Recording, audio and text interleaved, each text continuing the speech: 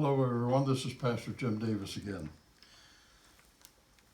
A friend of mine stopped by one time when I was not feeling so good, emotionally, spiritually, physically, and he said, I got a verse for you from the Lord. He said, I don't know why I'm giving this to you. He said, I know that you know it as well as I do. But he said, the Lord told me to give you this verse anyway. Here's what he gave me. Trust in the Lord with all thine heart, and lean not to thine own understanding. In all thy ways acknowledge him, and he shall direct your paths. I didn't know exactly why he gave it to me either, but I've thought about it for a long time. And that's what I'm trusting in today, trusting the Lord with all my heart that he's going to direct my paths.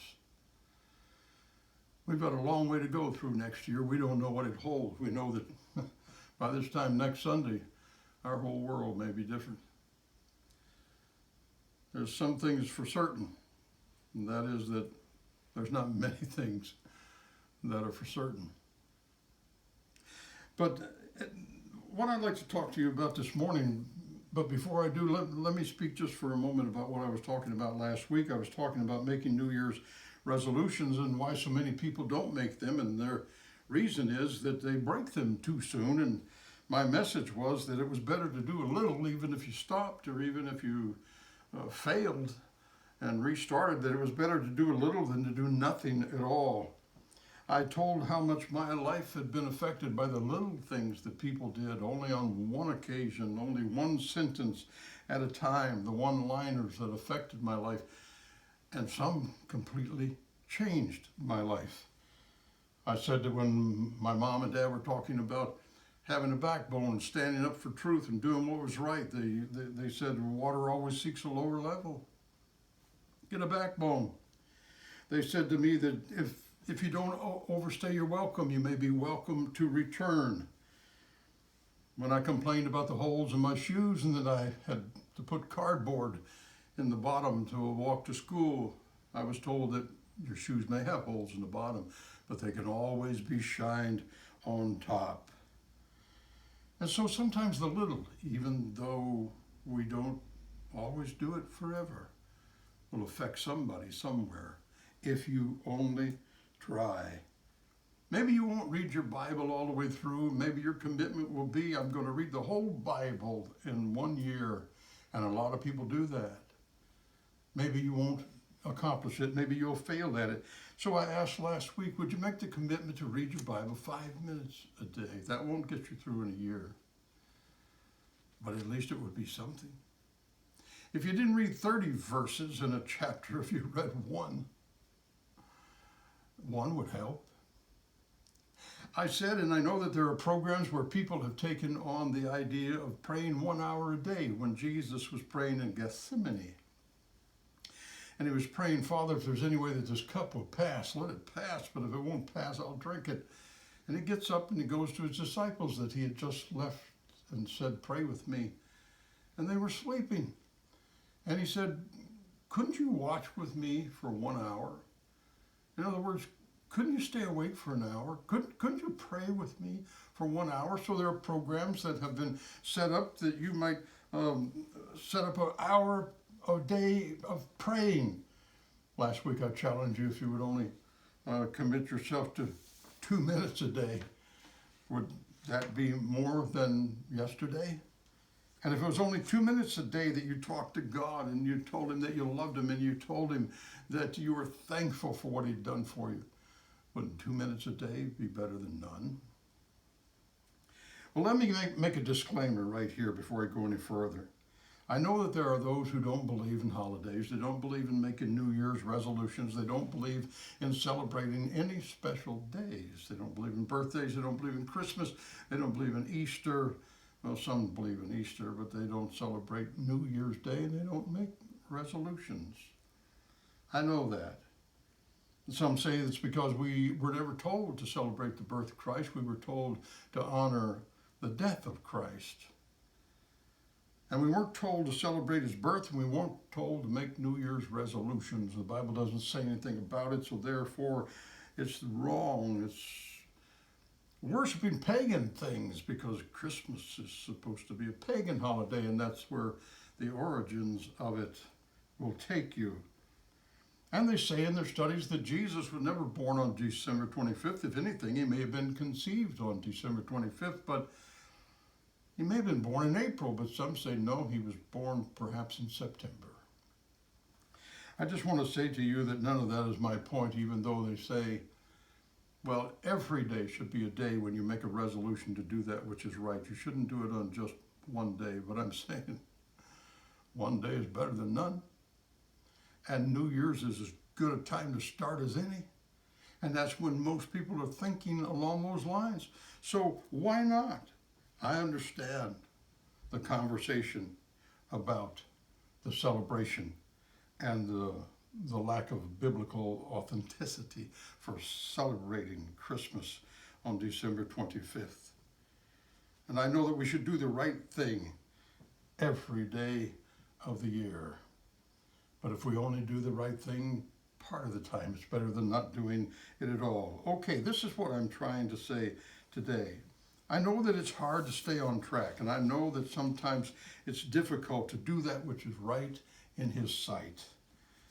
But sometimes that is because we are building on the wrong foundations. We have some erroneous beliefs that we've been taught by the world, that when we try to live by them, our Christianity doesn't seem to work quite right.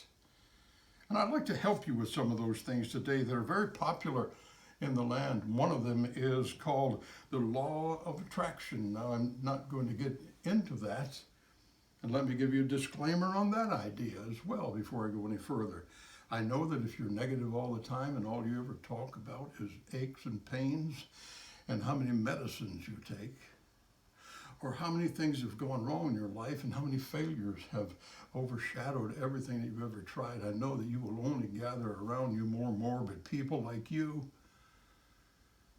But what I'm saying is you can't make your life be perfect just because you want to talk it. You want to create it with your words. You want to claim it to be so. That doesn't work. That's pagan belief. So the very first thing that I want to help you with this morning is that there's one thing in the coming year, when you make your resolution, whether you keep it for a day, a month, a week, a year, there's one thing for certain. There's not many things that are going to be for certain in the coming year. Learn to adjust. Learn to roll with the punches. Learn to adjust to life as it comes. The day that you stop adjusting to life is the very moment that you begin to die to the purpose that God has for your life. From then on, you will spend your time in a life of self-pity at the counter of the complaint department, saying, I just can't understand why God did this to me. He's just not fair. Have you ever thought that perhaps a long time ago that God was talking to you, trying to keep you out of trouble in the future and telling you, that's not the way to go, go this way. And you went the wrong way and brought some things upon yourself. You may be walking in the tight, fancy shoes of yesterday's living up bad decisions. But wait a minute. Then again, maybe it's not your fault. Newsflash, everything that happens to you may not be because of something that you've done wrong. Life just is not fair sometimes, and to that I say, so what? It's as fair to me as it is to you. It's as fair to us as it is to them. And instead of asking the question of, why me? Why not ask the question of, why not me? Why not me instead of you? Why doesn't it go wrong for me instead of going wrong for you? Why can't it go wrong for us instead of going wrong for them? Who are we that nothing wrong can ever come to our lives? And to you I say, put on your big girl pants. Put on your big boy pants. You know what to do. If you get a lemon, make lemonade, even if you have to borrow the sugar from a friend. We live in a world of constant change. You make your New Year's resolutions. You make your plan to live for God. Plan for change to come. Plan for that which is uncertain. Plan for a world of sin, change, living out your life in the call of God. And outside of God himself, your mother's probably the only one that cares about your feelings of what is going on out there. And if you think that I'm wrong, the next time somebody asks, how are you doing? Go ahead and tell them. And you may find that it won't take long for them to be walking away while you're still talking away. So what do you do when life is not certain and changes keep coming? Well, one of my favorite verses, I've quoted it, who knows how many times, only God.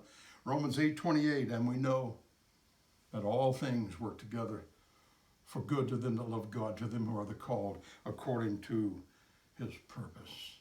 This is the verse where preachers teach that God takes all things, folds it together, and brings out something good according to his purpose for your life. He doesn't make that which is bad good, that which is bad still bad, but he folds that which is bad in with that which is good, and together he mixes it until his purpose comes out in your life. But wait a minute, that's not the whole verse. And sometimes we grab the value of the Christian beliefs and spread them to the whole world and making promises for the whole world, saying, if you will come, this is what you get. Just grab the promises of God and run. No, my friend. There's a last half of that verse, and this is what it says. It's predicated. All things working together for good to them that love God is predicated upon you loving God and being called according to his purpose. And of course, that means doing the call of his purpose on your life. Your world may be rocking and reeling for no other reason than the fact that you are not walking in God's call and you are not loving him like you should. Now, I don't think that God's call on a person's life is any clearer than you get it in the book of Jeremiah, chapter 1, verse 4 and 5. Here's what it says. Then the word of the Lord came unto me, saying, before I formed thee in the belly, I knew thee. And before thou camest out of the womb, I sanctified thee. And I ordained thee a prophet to the nations. Then when you read a little further in Jeremiah, get down to chapter 29, verse 11, it is saying, for I know the thoughts that I think toward you, saith the Lord. Thoughts of peace and not of evil, to give you an expected end. Let me give you a little other translation on that. Other translations say, I know the plans that I have for you. And it's for peacefulness, and it's for good. It's not for evil. My plans are not evil to come against you. I have an expected end. I have a good future lined up for you. That's what God is saying. And he says it to Jeremiah. Listen, I got to say it again because it is so clear. The word of the Lord came unto me, saying, before I formed thee in the belly, I knew thee. And before thou camest out of the womb, I sanctified thee. God knows who you are. He's got your address and he knows your private phone number. And he knows what his will is for your life. Think of that. I know the plans that I have for you. Think about it. I don't know how to think about that. But it seems like if I could put it in human terms, that God went over to the desk, sat down one day, and wrote on the pad, I think I'll make a Jim Davis. Jimdavis. That'll be his name. And I'm going to make him have this, to do this, to be like this, to have this personality, to have this desire. I'm going to make him with a certain kind of makeup. For me, that turned out to be red hair and freckles. And don't ask, I don't know why. But the Bible helps me with it all. How do you get through when the world changes and you don't know which way to go? You know that God has a plan for your life, but you can't quite understand. Let me give you some verses that might help you. Psalms chapter 32, verse 8 says, I will instruct thee and teach thee in the way which thou shalt go. I will guide thee with mine eye. I guess you can interpret that a couple different ways. But one of them might be that he is looking down the path of life and watching out for you. Again, I will instruct thee and teach thee in the way which thou shalt go. In Proverbs, we've already read it, Proverbs chapter 3, verse 5, trust in the Lord with all thine heart and lean not to thine own understanding. In all thy ways acknowledge him, and he shall direct thy paths. Oh, life is uncertain. That's a certainty. But so is the Word of God. And Jesus, in that famous Sermon on the Mount, Matthew 6:34, says, take therefore no thought for the morrow. For the morrow shall take thought for the things of itself. Sufficient unto the day is the evil thereof. Don't be thinking about tomorrow. Don't try to figure it out. It may not come out at all the way you plan.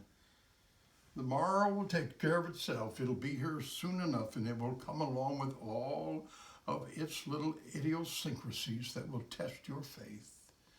Don't worry about it. Take therefore no thought for the morrow shall take thought for the things of itself. Sufficient for this day is the problems that you have to work with and deal with. And in 1 Corinthians chapter 10, verse 13, you know, one of the one-liners that I mentioned actually came off a plaque on the wall right by the light switch.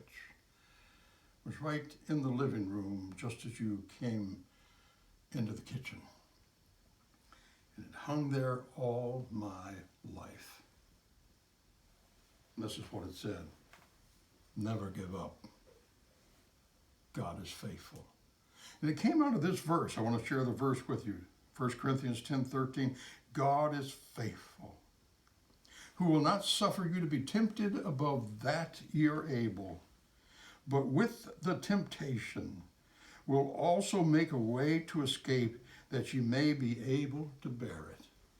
When you say, I can't stand it, I can't take it anymore, it's too much, the verse says, God is faithful, who will not let you be tempted above that which you can cope with.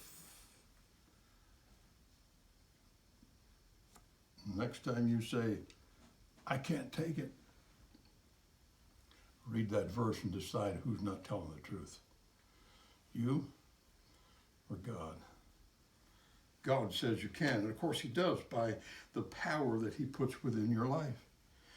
Job chapter 23 verse 10 says, but he knoweth the way that I take, and when he hath tried me, I shall come forth as gold.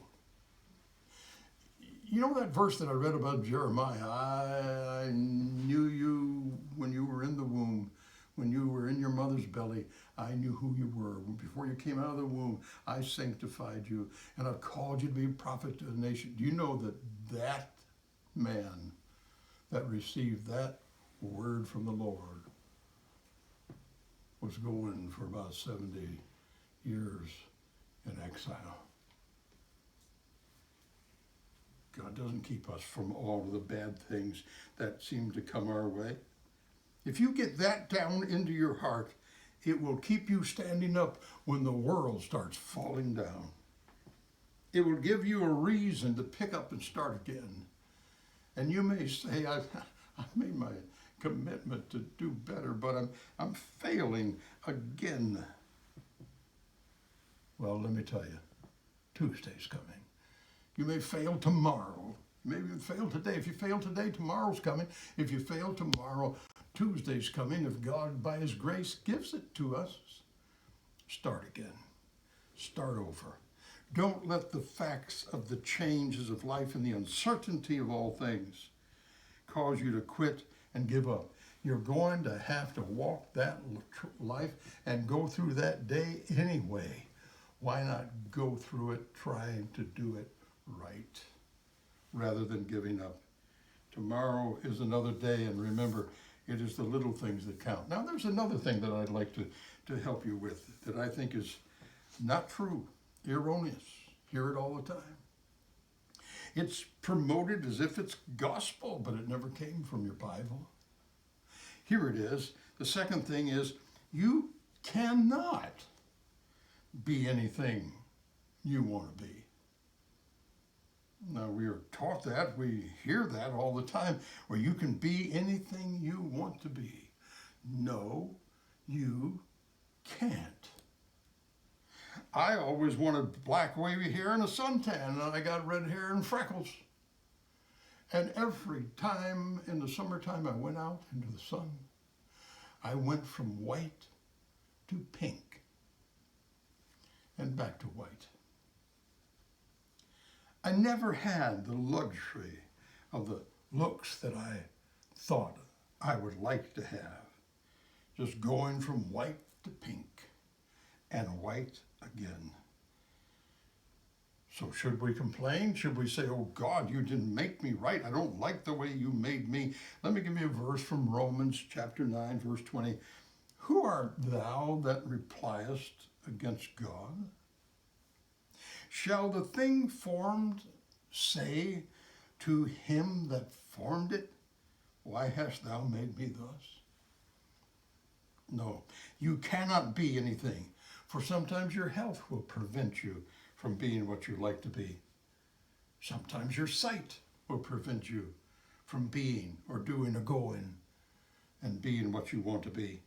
Sometimes your IQ will prevent you from being what you might like to be.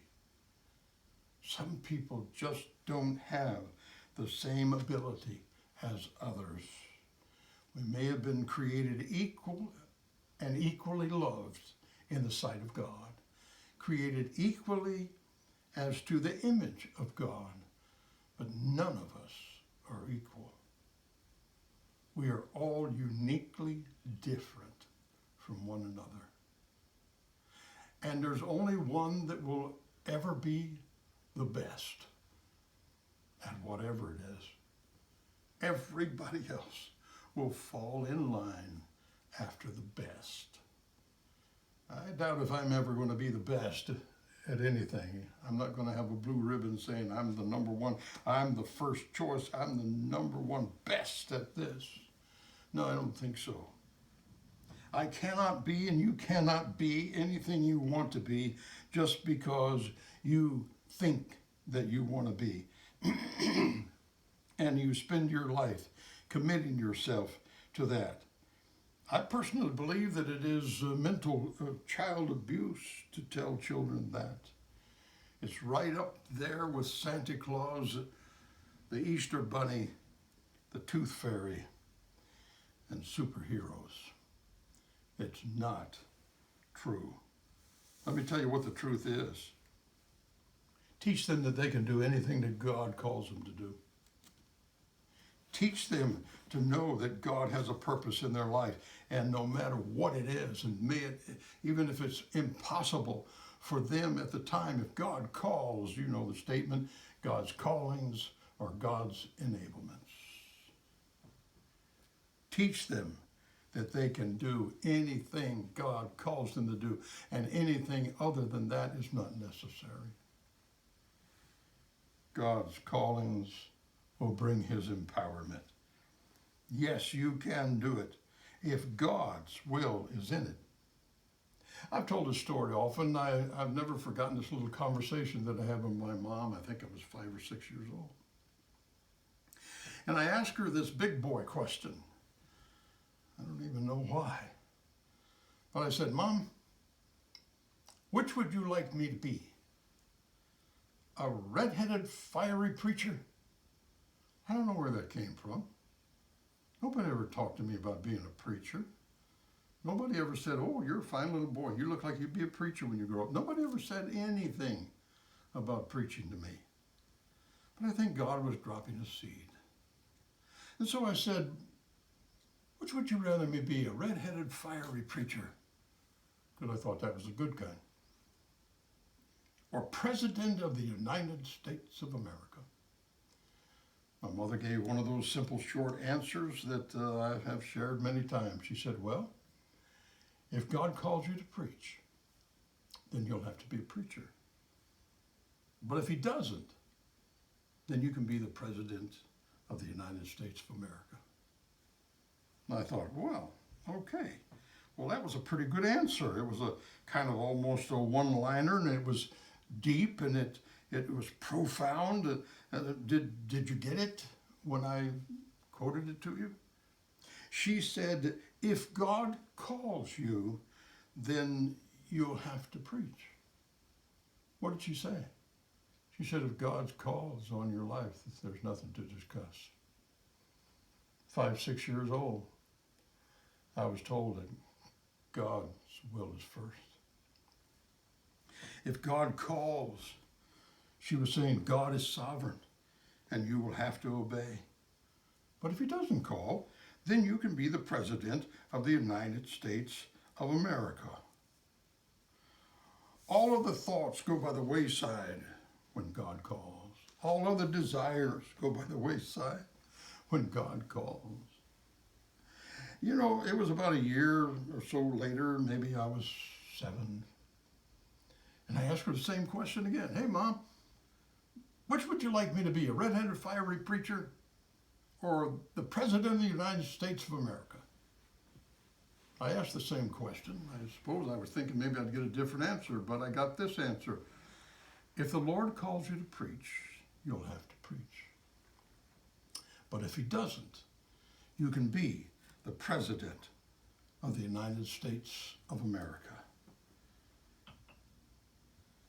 Did you get it? Did you see what was taught?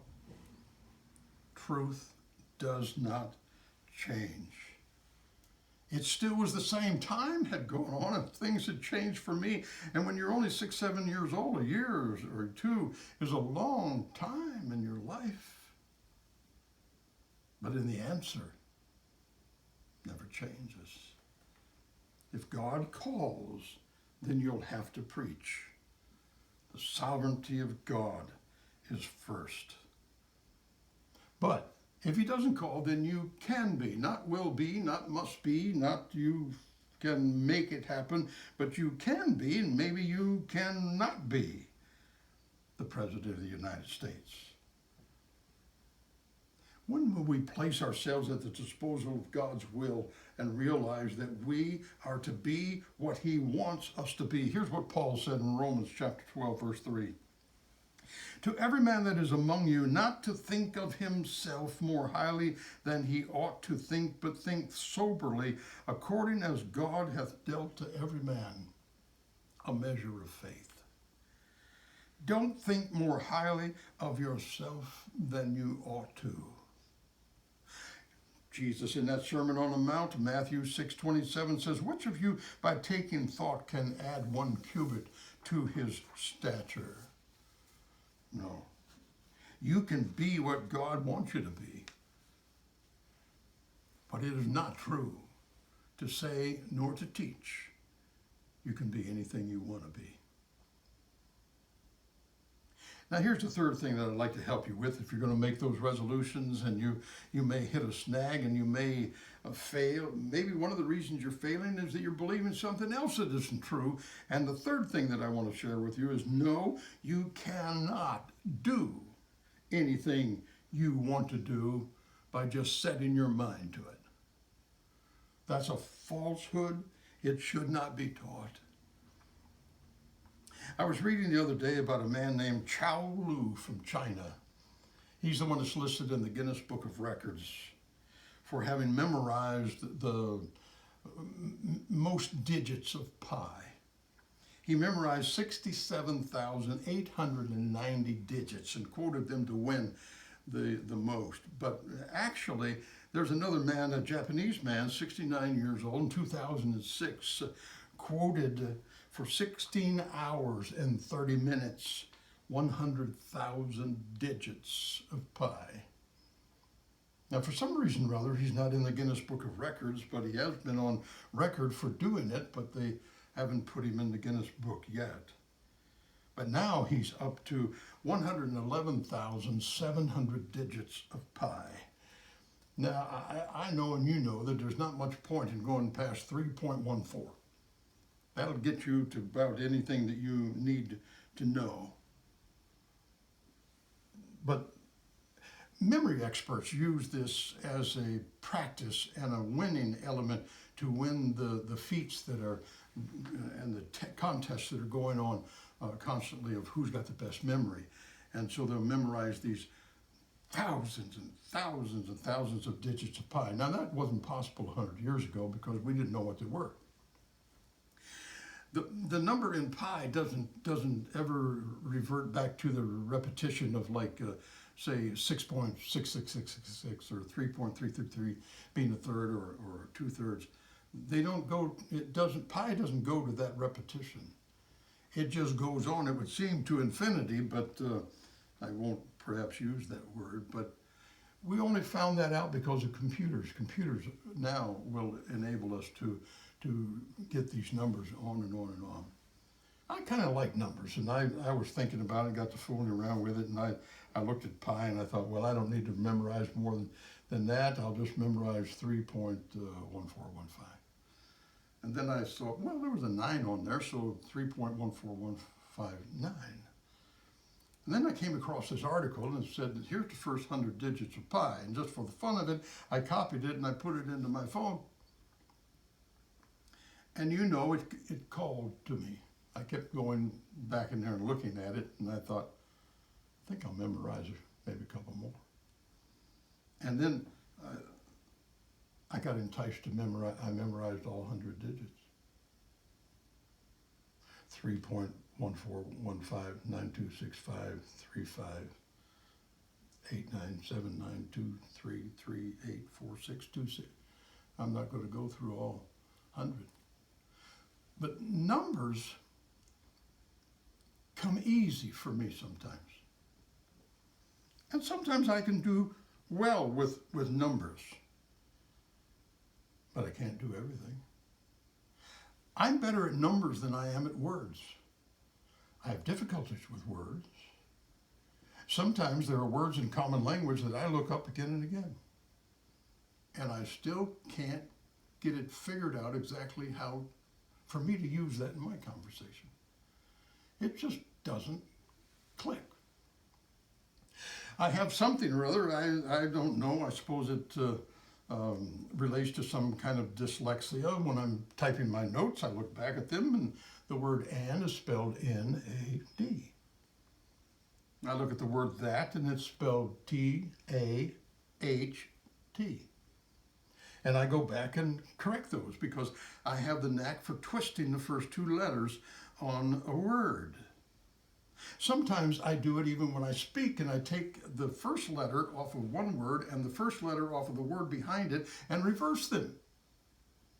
And one time I was doing this in the pulpit. I was preaching for all it was worth, and I said, "For they that wait upon the Lord," I was going to say, "For they that wait upon the Lord shall mount up with wings as eagles. They shall run and not be weary. They shall walk and not faint." And I was preaching away and I said, "They that wait upon the Lord shall mount up with wings as wiggles." And of course, everybody thought that was funny. But me, it's only funny now after many years of telling it later, but it wasn't funny at the time because I sometimes had problems with words. I like numbers better. You want to know, you want me to quote 100 digits of pi? I can do that. But there's some common words that I don't get along too well with. What I have to do is recognize my limitations. I have to recognize that I cannot do everything. And it's not true for you to believe. And if you try that, you will fail. You cannot make it if you don't accept that there's no certainty. If you believe that you can do anything you want to do, if you believe you can be anything you want to be. No, I remember an old song that I recorded. It said, without him, I can do nothing. Without him, I would surely fail. Without him, I would be drifting like a ship without a sail. The only thing that we need to do is to do what God is asking us to do. We came here with an expiration date, but it wasn't stamped on your diaper and you don't know when it is. Proverbs 27:1 says, boast not thyself of tomorrow, for thou knowest not what a day may bring forth. James teaches something very crucial to what I'm saying right now. Go to now, ye that say, tomorrow, today or tomorrow, we will go into such a city and continue there a year and buy and sell and get gain. Whereas ye know not what shall be on the morrow. For what is your life? It is even a vapor that appeareth a little time and then vanisheth away. For ye ought to say, if the Lord will, we shall do this or that. Well, I think those are a couple of things that I wanted to share with you, that if you've got down from the world, you need to scratch them off of your life. Ask yourself this question. Am I walking in his purpose for my life? Have I accepted who he made me to be? And am I satisfied doing only what he wants me to do? And if the answer is yes to all three of those questions, then if you break your New Year's resolution tomorrow, pick it up again Tuesday. For even if you do a little, you will help somebody a lot. Now get ready for the ride of your life. Just make sure Jesus is at the wheel.